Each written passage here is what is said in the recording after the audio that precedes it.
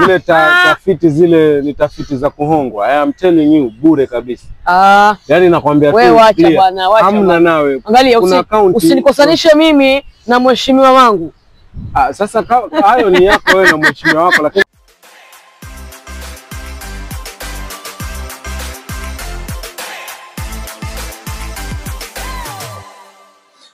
karibu tena mtazamaji kwenye Barisa 101. Siku nyingine ambapo kwamba tunapatana hapa, tunajadili masuala ambayo kwamba ni ya kiutu uzima na tunaelimishana, tunaonyeshana njia. Mwisho wa siku bwana, maisha yasonge mbele.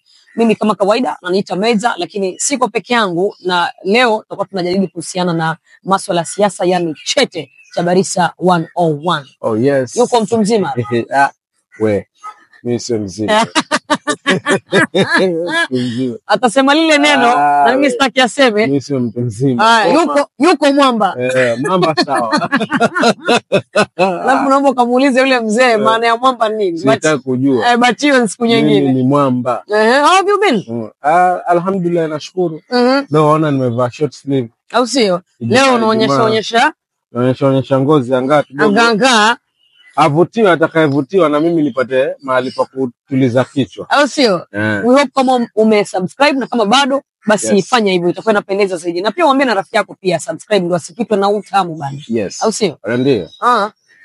So, hoja tumekuwa tukizungumza siasa, lakini kuna account moja ina trend hivi sasa. I hope sio account yangu. Account yako ni mimi unajua nina account hizi. Basi kidogo taja. Hizi kwa hizi, lakini hizi. 3 kwa 4. Lakini una 3. Haya taja. Na nianzie hapa Mombasa. Hapa kazi. Kikazi. Sio kwenu. Lakini kuzaliwa ndio watu Milimani, lakini kulelewa 003. So ukisema waenda nyumbani waenda? Nikisema naenda nyumbani na kwingi. Ukisema naenda nyumbani naenda Likoni. Mji mkubwa Likoni, lakini naenda nyumbani Kilifi. Sasa huko mji mkubwa. Sasa nyumbani Kilifi. Miongoni mwa account ambazo kwamba zina trend hii wiki ni account ya Kilifi. Na si kwamba wana trend kwa mambo mazuri. Okay. Kaunti ya Kilifi haijawahi kutrend kwa kitu kizuri. Wacha. Sijawahi. Tulitrend juzi. Wakati mheshimiwa gavana wangu mheshimiwa Gideon Mungaro aliposhikilia ile nafasi ya I think he was the best performing governor. Are you sure? Yeah. I'm very sure. Kaunti ambayo kwamba ilikuwa imeimprove.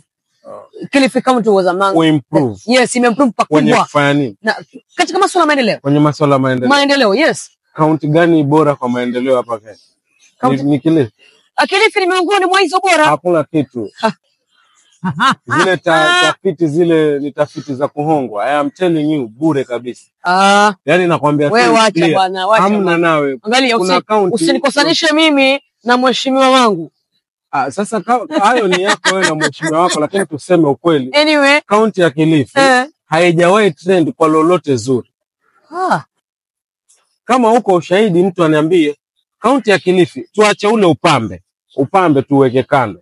Kwamba wewe ulimpigia kura Mungaro ama amekupa kazi Mungaro ama umepata kazi kaunti ya Kilifi, tukiacha huo upambe. Kaunti ya Kilifi haijawahi kwa lolote. Tumetrend na masuala ya kuua wazee kwa sababu ya uchawi, kusingizia uchawi. Hiyo ni nzuri. Tumetrend kwa sababu ya mimba za mapema miongoni mwa kaunti nyingine, si Kilifi peke yake, lakini kaunti ya Kilifi ilikuwa top wakati huo. Sasa hivi ni Tana River. Wakati huo mpaka ikija kwenye swala la njaa na kaunti ya Kilifi ikija kwenye swala la kiangazi, mafuriko, ukosefu wa maji ya kunywa safi. Naomba sasa ulikuwa unazungumzia nini? Ikiwa juzi kwenye mambo ambayo kwamba ametrend. Hospitali referral, hospitali ya rufaa na mafunzo ya Kilifi. Umeme ulipotea, generator likakataa kuwaka. Mpaka msemaji wa serikali akaja akazungumza hiyo kitu. Ni kaunti gani? Ya Kilifi. Hitilafu hizo. ndio hivyo. Kwani hii huku kwingine hospitali siziko? Kuna referral ya Msambweni, ushasikia vitu kama hivi? Okay. Kuna referral Coast General. Ina mpaka vifaa vinapigwa na vumbi. Havitumiki. Coast General. Unaelewa? So sasa hivi kitu chengine ambacho kwamba kina trend ni mwakilishi wadi maalum Elina Mapenzi. Oh, Elina Mapenzi. Kupigwa, kudhulumiwa, kufanyiwa mambo ambayo kwamba si sawa. Na si eti na watu wengine wahuni, lakini wahuni waheshimiwa wenzake. Wanatrend kwa hilo. Kaunti ya Kilifi.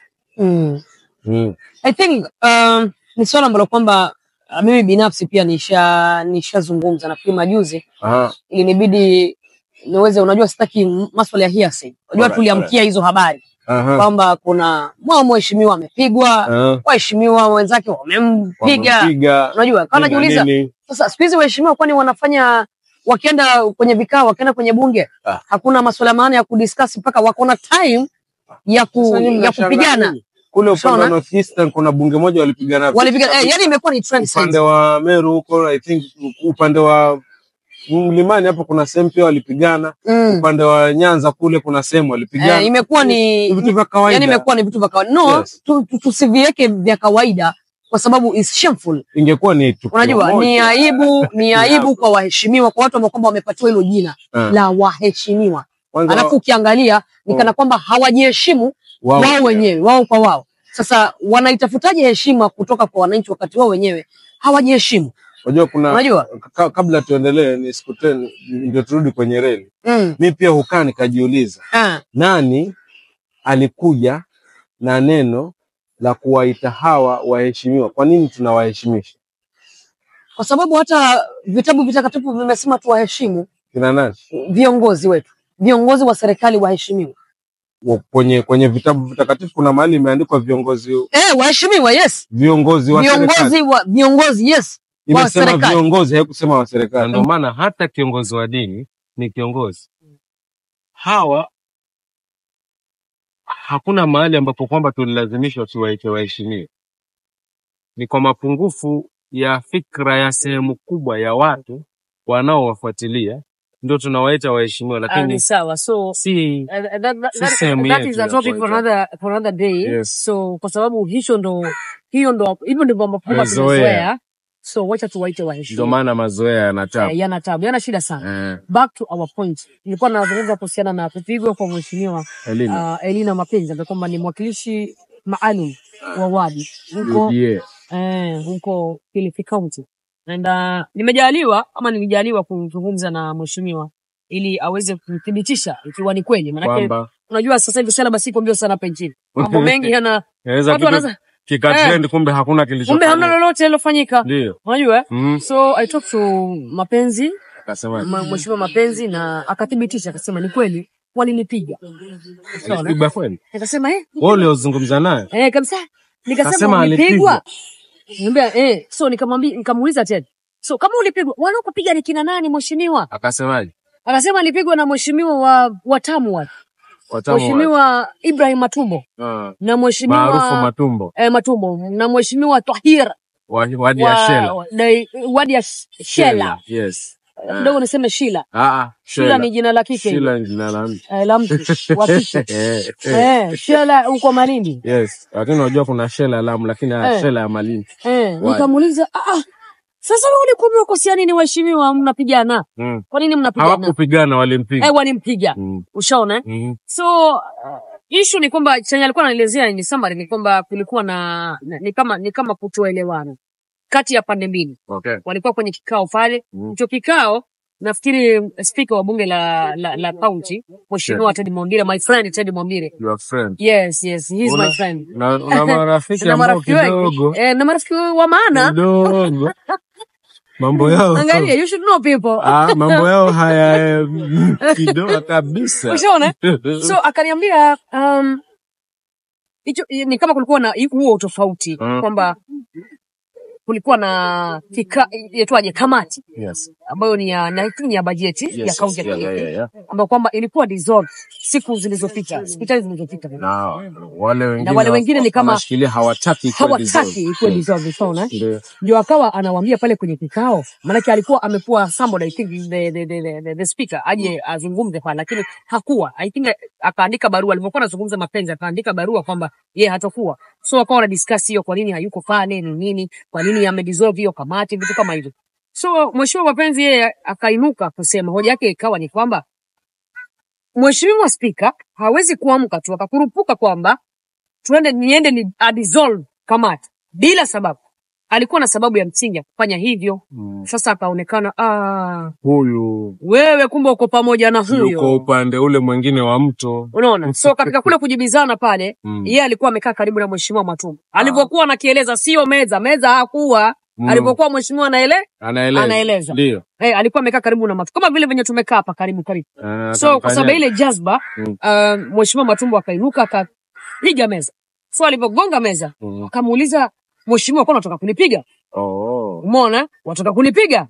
Sasa ndo hapo vurugu linaanza. Hapa purukushani. I don't know how alipopigwa. Sijui jinsi alipopigwa, lakini alipokuwa anaelezea. Sasa kueleza. Alipokuwa anaelezea kwamba mheshimiwa Matumbo alimgrab, najua mpaka dress yake alikuwa amevaa ikakatika, buttons zikatoka mpaka bra ndani. Ushaona? Bra ni mmetaje sidiria. Sidiria. Majengo ya sidiria katoka hivi. Yani hivi vinguo vya huku ndani, hiki kinguo cha ndani kinachoshikilia. Wataka nikuonyeshe? Vifuvu. Wewe wacha bwana. Kwa hivyo majengo ya sidiria ikatoka nje. Alivyosema bra akakatua mpaka bra. Sasa kulikuwa na clerk pale akaja akamshika akamwambia mheshimiwa, wewe twende nje. So alipokuwa anashika kula anaenda nje, ndio sasa akaja mbio mheshimiwa Tahir. Akasema akamgonga ngumi kama 2 kwa nyuma. Alafu mheshimiwa Tahir akakimbia akaenda kujibana huko kona. Ushona? Sasa yule mheshimiwa mapenzi akageuka akamwambia Clark, kwa hivyo wewe umenishikilia mimi nipigwe, niachilie basi. Umeona? Ndio apigwe vizuri ama aachiliwe? Aachiliwe, mimi sijui kama ni kujitetea angalau. Maana sasa umeshikwa. Pigane na waume wawili. Huwezi kujitetea ukiwa at least ile ngumi labda angekuwa hajashikwa, labda angeweka mkono hivi isingemwingia vizuri. Akajizuia. Akajizuia, isingemwingia vizuri kwenye mgongo. Maana hata hapo alivyotuambia kwamba ana maumivu, aliumia hiyo kwa sababu ya hizo ngumi mgongo, unajua. Mimi taarifa ambayo si ya kitambo sana, nimeona mahali ameandika kwamba bado anapokea matibabu, anameza vidonge na bado pia alichotuambia ni cha kweli. Anadungwa sindano. Alichoniambia ni cha kweli. Maneno aliyoyaandika mwenyewe. Basi hivyo ndivyo alituambia kwamba ana maumivu hapo alipo. Nikamuuliza Marka alimuuliza mheshimiwa, vipi basi walikupiga uliumia kivipi? Shaona akasema nimeumia kwa sababu kwanza zile ngumi mbili. Kwanza ataja zile ngumi mbili za mheshimiwa Tahir. Ni kama hizo zilimuingia vizuri. Ushaona? Na hii ya majengo ya sidiria. Hiyo naye akasema ni kudhalilishwa kwa mwanamke. Maana huwezi ukampiga mwanamke mbele ya watu kama vile mpaka unavua mavazi yake, unapasua mavazi yake. Haipendezi. So ulivyoongea naye ulimuuliza kama pengine alikwenda kwenye vyombo vya dola? Tulimuuliza akasema hilo swala anafuatilia. So ni kama amepeleka mbele. Hata mheshimiwa speaker Teddy Mwambira I think pia yeye aligusia hilo swala, lakini si kwa undani hivyo. Alisema alichokisema ni kwamba alipouliza akasema hawa watu yani unajua pale ni kama kuna timu mbili. Kuna timu ambazo kwamba zina support mheshimiwa Gideon Mung'aro na kuna timu ambayo kwamba iko upande wa speaker. Hiyo upande wa speaker. Sasa ndio huo mvutano. Unaona? Sasa yeye kama speaker akasema kwamba kumekuwa na hizo shida. Kunakuwa na mvutano wa hizo pande mbili. Hata hawa jamani kana kwamba wanataka kumtoa. Sema tu hawana numbers. Hawana idadi ambayo kwamba inafika kuweza kumtimua pale kama speaker wa bunge la kaunti ya Kilifi. Sasa na hiyo inaleta swala jingine. Manake mimi naamini bunge la county ama bunge jengine lolote ni sehemu ambayo kwamba iko chini ya ulinzi kabisa. It is a gazetted protected area. Right? Yep. Na kumaanisha kama ni protected area kuna maafisa wa usalama kabisa pale ndani, si ndio? Na ni wazi kwamba hiyo purukushani na huo mshike waliona. Hakuna hatua mpaka sasa hivi ambayo kwamba imechukuliwa. So far sijaona, labda mheshimiwa kufikia mheshimiwa mmoja amekamatwa. Labda amekwenda kuandikisha statement kwamba wewe kwa nini ulimpiga. Ndio. Nothing. So far nothing, mimi kivyangu mimi. Sijui kama umeona chochote. So wako kwa mfuko wa nani? Unajua hivi vitu tuvizungumze. Wajua wantotora. Barisa wantotora. Unanimala maneno. Sawa na kumala maneno. Lakini tuzungumze tueleweke. Manake huu ukiritimba, huu uchafu. Hawa waheshimiwa wawili. Si kwamba mimi nawabandikiza. Hawa waheshimiwa wawili ndio ambao kwamba walionekana hawa wakaenda kwenye ofisi ya katibu wa kaunti wakamtoa hawa wawili, na hata wakazungumza maneno ya vitisho dhidi ya maafisa wa usalama waliokuwa wanamlinda katibu wa kaunti.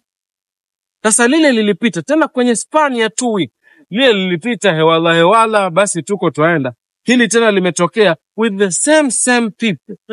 Watu wale na bado they are walking scot free. Kumaanisha kuna sehemu ambapo hakuna county commissioner yuko, hakuna naibu county commissioner yuko, hata mshirikishi wa eneo la Pwani yuko.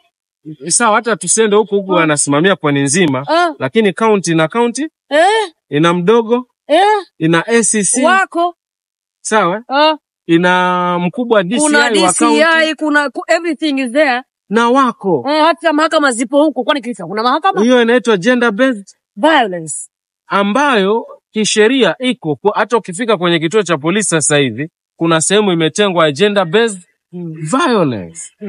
Lakini governor wa kaunti ya Kilifi hajazungumza kitu. Kuna mahali nimekuwa nimesikia naibu governor wa kaunti ya Kilifi ni mama, hajasema lolote. Woman rep wa kaunti ya Kilifi ni mama, hajasema lolote. Mbunge wa kaunti ya Kilifi kwenye bunge la kaunti ya Kilifi ambaye amezungumza ni nominated, nafikiri wa anaitwa Sijipe nini, yeye tu ndio ameongea kwa kukashi hilo tukio. Kuna mheshimiwa mwingine wamekashi mama mwenyekiti wa barabara, bodi ya barabara hapa nchini, leo nimemuona wameandamana. Lakini kinachonisikitisha mimi ni kwamba vyombo vya dola ni wazi kwamba pale wale wanalindwa. So maafisa wa usalama walijua lile tukio, lakini pia na wao mikono kama mbwa koko wamekunja mkia. Sijui kama ni sheria ama ni kusikia kwangu ni madai tu, but nasikia vitu kama vile vikitokea kwenye maeneo ya majengo ya bunge. You cannot report them. You can report who? You cannot report them. I don't know. That is violent. I know it's violent. Ndakupatia. Hakuna mtu ambaye kwamba anaunga mkono hicho kitendo cha kupiga unapiga. Ile ni violence. Kule unaweza ukamtukana mtu, lakini kwenye wanapokuwa pale wanalindwa na kanuni zao. Lakini si hata wao unaona ukipita mipaka wanakukuza bungeni kwa kipindi cha miaka mingapi? Hatujai muona seneta maalum anaitwa Orobo yule. Alipigwa kipindi cha miezi mingapi? 5, alafu ikaje kapunguzwa, alafu mpaka akaja akaomba msamaha ndio akakubaliwa tena kurudi bungeni. So hata ukichupa mipaka lile bunge kanuni zao zinawaruhusu wao kukukuza. Ukichupa mipaka. Sasa huyu amepigwa. Hii ni zaidi ya kuchupa mipaka. Yani hiyo, na huyu ni mwanamke alafu amepigwa si mtu mmoja. Wanaume wangapi? Wanaume na nguvu zao wanakula matonge ya sima vizuri. Sasa yani mimi kinachonishangaza ni hicho. Alafu istoshe. Kitu kingine ni kwamba kuna kina mama ambao walijitokeza wakatishia kwamba wataandamana wakiwa uchi wa mnyama. Haya ni maneno ambayo kwamba yako. Waandamani wakiwa? Ni maneno ambayo kwamba yako. Wakiwa jinsi walivyozaliwa. Lakini hata kabla wao watekeleze kitisho chao wengine wakaandamana wakikashifu hatua yao kutoa kitisho cha kwamba wataandamana bila nguo. Yani hao kina mama wengine wanaandamana kupinga kina mama ambao walitishia kwamba wataandamana kukashifu kitendo cha Elina Mapenzi kupigwa. Wao wanaandamana kuwapinga kwamba wametishia kwamba wataandamana bila mavazi. Lakini hata kama sasa au kina mama wengine wanaoandamana kupinga. Yes. As in, why? Wameacha wakaandamana wakiwa uchi. Si wangewaacha waandamane wakiwa uchi kama wataandamana kweli wakiwa uchi. Sasa ndio maana nakwambia kuna nguvu ya nani? Mr. Kinsem. Kuna nguvu ya nani? Unajua katika hizi kaunti zetu umekuwa na huu kimchimba kwamba and that's why tutaendelea kuwa hivi tulivyo. Unajua huyu ni na hata imeanzia hata huko juu. Huyu ni gavana lakini MCA ambao kwamba ni wawakilishi wa wadi, ambao kwamba ni wabunge wa kaunti. Wanaofaa kuwakilisha wananchi ipasavyo. Hawafanyi hivyo kwa sababu wengi wao wamekumbatia kifua cha gavana. Wamewekwa kwenye mifuko ya magavana wetu ya kwamba hawezi kusema no kwa gavana, kwamba mheshimiwa gavana amesema hapa lakini no. Hii hapana. So, ndio hivyo vitu ambavyo vinatuumiza sisi. To the extent ya kwamba ninaweza tukafanya waziri anafaa kuchunguzwa, ajibu tetesi zilizoko kwenye sekta ya afya. Quorum haitoshi. Watu wabunge wako 15, wanahitajika 17, haitoshi kwa sababu wengine wamepelekwa mafichoni. Wengine wamepelekwa mahali. Wamekaa huko eti wanajadili budget ambaye mwenyekiti anafaa kuwa speaker ambaye hayuko huko. Yuko zake Kilifi. So I think there's a lot of problem with bunge la kaunti ya Kilifi. Na haya matatizo kuna mkono wa mtu ambao uko nyuma huko ndio ambao kwamba unaendesha. Na hivi vitu ni siasa Barisa. Siasa kila mtu anajipanga. Kila mtu anaendelea kujipanga mwaka 2027. Na unaona Kilifi siasa zilivyopamba moto. Unajua? Mheshimiwa gavana Mngaro pale anataka kurudi kwa hatamu ya pili. Unaona? Lakini kuna wengine pale ambao kwamba pia nao wanamezea mate hicho kiti. Unajua? Na yeye yuko pale amekaa. Nitakwendaje hata mmoja mimi? Hata kama wewe unalenga kwamba una azma zako, unataka mambo yako, not at the expense ya mtu kunyoosha mkono kumdhulumu mwingine. Hata kama mmepishana kimaneno, kuna kupishana kimaneno, kuna kupishana kimtazamo, kuna kupishana kimawazo, lakini haifikii ama haikupi nguvu ya wewe kuweza kuinua mkono kumdhulumu mwingine. Hata angekuwa mwanamume, hafai kudhulumiwa, kisa na maana anakinzana na maoni yako. Ndio hizo zilikuwa nasema we can agree to disagree. And we can disagree to agree. Iko sawa. Yazin wewe nipinge na facts zako ama na opinions zako. Na mimi nikupinge mpaka tufikie ile lengo. Kuna msemo unasema ni kawaida ya akili ndogo kuongoza akili kubwa. Ndicho ambacho kwamba kiko geni. Na ni mjinga pekee ambaye kwamba hapendaji kupingwa ama hapendi kuambiwa. Sawa. Sasa mimi sijui mjinga ni nani. Mimi sijui pia mjinga ni nani. Sawa. Tamtafuta mjinga. Sijui ni nani. I think it's high time waheshimiwa kwa jinsi tunavyowapatia hilo jina la uheshimiwa. It's high time waanze kujiheshimu. Angalia, jiheshimu hata kama ni kwa kidogo, kwa kiduchu hivi. Kama mna vita vyenu bana, basi nende mkapigane huko matakani. Hakuna kupigana. Huko msituni. Wazungumze waelewane. Hizi ni siasa at the end of the day, tunakula, tunalala, tunaishi siasa. Lakini zisitufanye tuwe maadui bwana. Ya nini bwana? Kama viongozi wakuu tunaodai ndio wakuu wa nchi. Wao wenyewe waliwahi pishana miaka ya nyuma huko.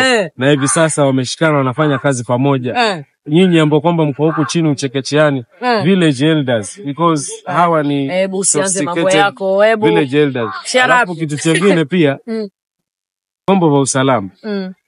Kuweni serious. Kuweni serious. Fanyeni kazi yenu jinsi inavyostahili kufanya. Msiegemee upande. Hamtahukumiwa hapa kwenye mgongo wa dunia. Lakini kuna siku ya Mungu yule ambaye kwamba amekaa pale peke yake atakuja kutoa hukumu. Kwa nini wewe uliacha fulani akadhulumiwa? Haya, sawa. Mtazamaji, nafikiri kwa hayo sitoka tunaachia hapa. Unaweka comment yako pale, like, weka comment, itakuwa inapendeza sana tukipata feedback kutoka kwako. Sawa. I think kwa leo tutakuwa tunalikunjia hapo ili jambo la chete. Hadi wakati mwingine endelea kutazama Barisa 101. Bye bye.